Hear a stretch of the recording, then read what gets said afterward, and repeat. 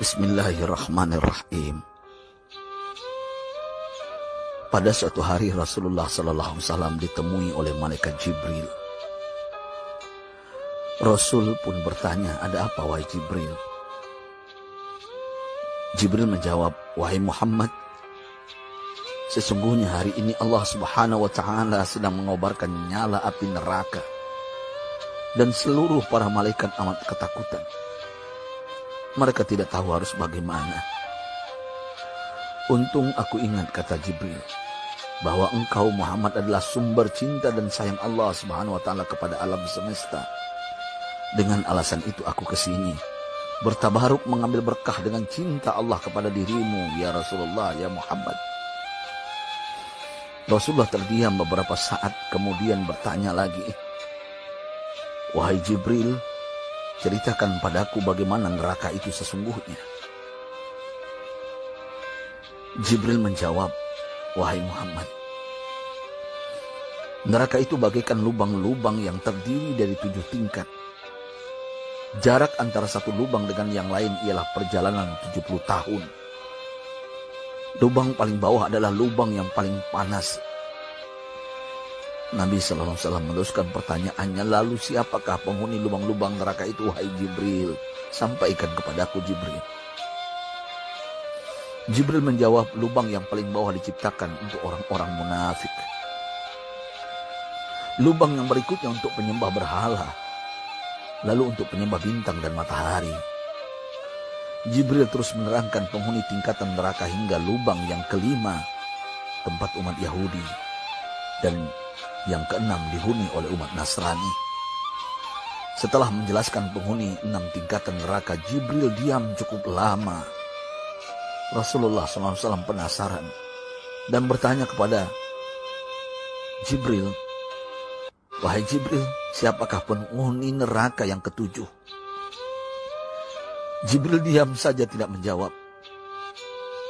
Rasulullah SAW mengulangi pertanyaannya, tapi Jibril tetap diam.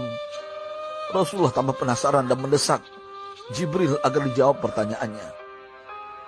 Akhirnya Jibril pun berkata, "Umatmu, wahai Muhammad, mereka itu para pelaku dosa besar di kalangan umatmu, yang dimana sampai mereka mati belum sempat bertaubat." Mendengar jawaban Jibril, Rasulullah langsung jatuh pingsan. Jibril merangkulnya dan meletakkan tubuh baginda di atas pangkuannya.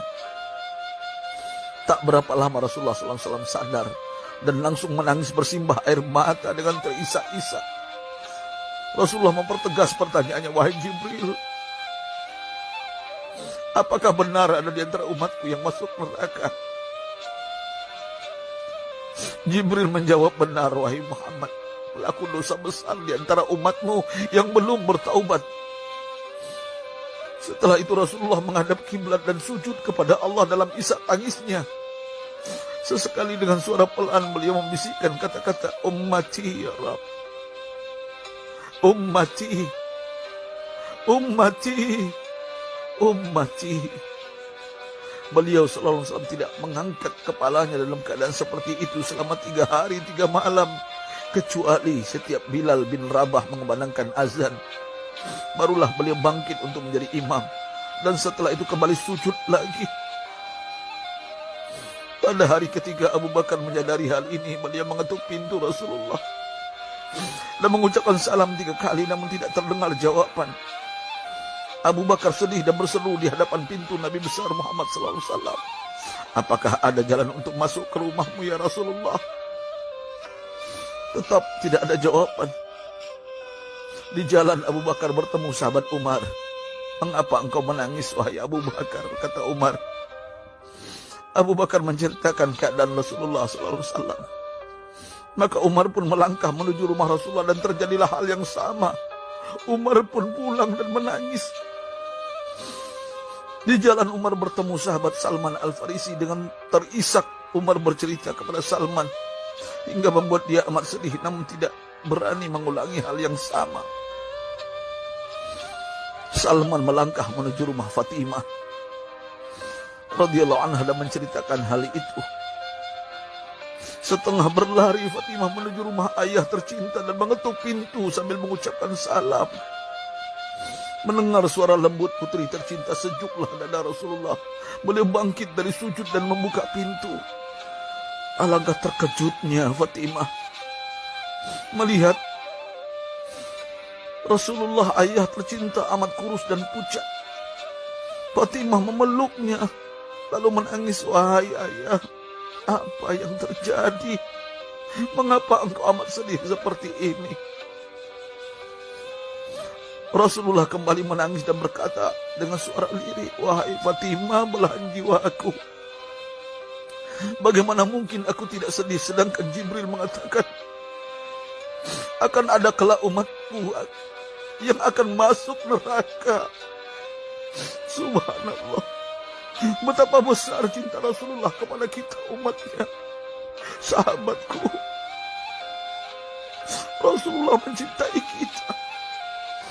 Antaman ma'aman ahbabta, engkau akan berkumpul dengan orang yang kau cintai. Mari kita mencintai baginda Nabi besar Muhammad SAW yang mencintai kita, umat yang tidak rela kita masuk neraka. Mari kita mencintai beliau dengan berselawat.